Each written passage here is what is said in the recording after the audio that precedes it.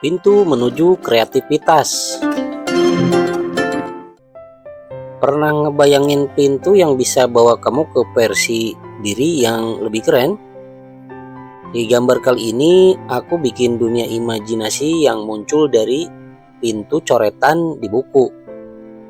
Yuk ikutin sambil aku cerita. Jangan lupa like, komentar, dan subscribe biar nggak ketinggalan cerita gilaku berikutnya. Masih di channel Agus DR. Di sebuah sekolah yang kelasnya mirip gudang, penuh debu, penuh kenangan, dan penuh PR, ada seorang siswa bernama Raka. Ia bukan murid yang menonjol. Nilainya biasa, penampilannya standar, dan hobi utamanya adalah ngelamun sambil membuat gambar pintu di pojok buku tulis.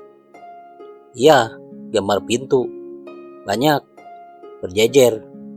Kadang ada yang melayang, kadang ada yang dibuka setengah. Teman-temannya suka ngeledek. Bro, itu pintu menuju utang ya? Kok banyak banget? Hati-hati, nanti pintunya nyasar ke ruang remedial. Tapi Raka cuek. Dia bilang, pintu itu lambang dari kemungkinan.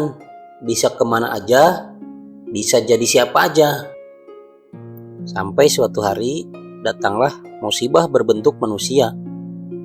Pak Asmuni, guru seni yang udah lama ngajar tapi mukanya kayak belum pernah senyum sejak era dinosaurus.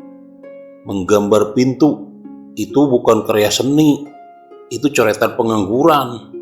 Bentaknya sambil menatap gambar Raka kayak sedang lihat sandal jepit di atas meja makan. Raka pun dipermalukan. Di depan kelas bukunya dirobek, gambarnya dihina, dan dia disuruh ulang tugas gambar dengan tema buah-buahan berprestasi. Ya nggak tahu juga maksudnya apa, mungkin apel juara 1 gitu. Dengan kesal, Raka pulang dan menatap semua pintu yang pernah ia gambar. Malam itu sambil nahan emosi dan sedikit lapar karena lupa makan, ia menggambar satu pintu yang beda dari biasanya. Di atasnya tertulis pintu perubahan diri.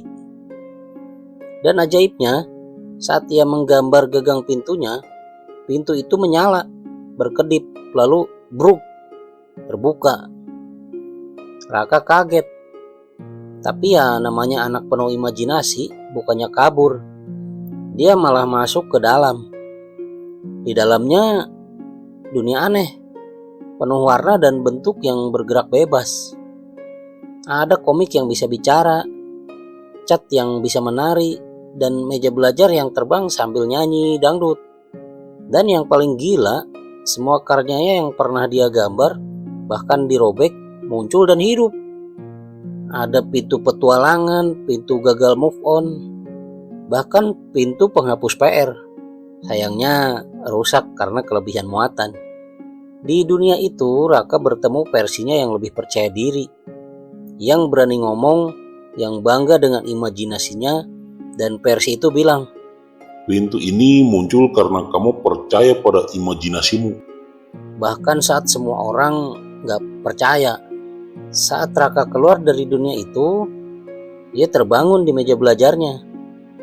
Tapi gambar pintu terakhirnya masih menyala. Dan minggu depannya, ia memberanikan diri ikut lomba ilustrasi digital tingkat sekolah. Dan tahu nggak? Dia menang. Dan Pak Asmuni masih jutek sih.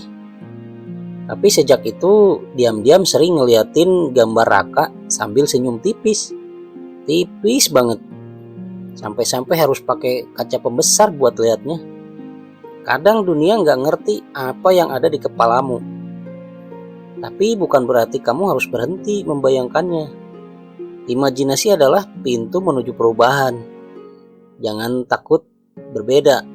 Karena di balik pintu yang kamu ciptakan, bisa jadi ada versi dirimu yang paling hebat, yang cuma menunggu kamu berani membukanya. Semoga cerita kali ini bisa bermanfaat dan menghibur ya. Ambil aja hikmahnya. Sampai jumpa di video berikutnya.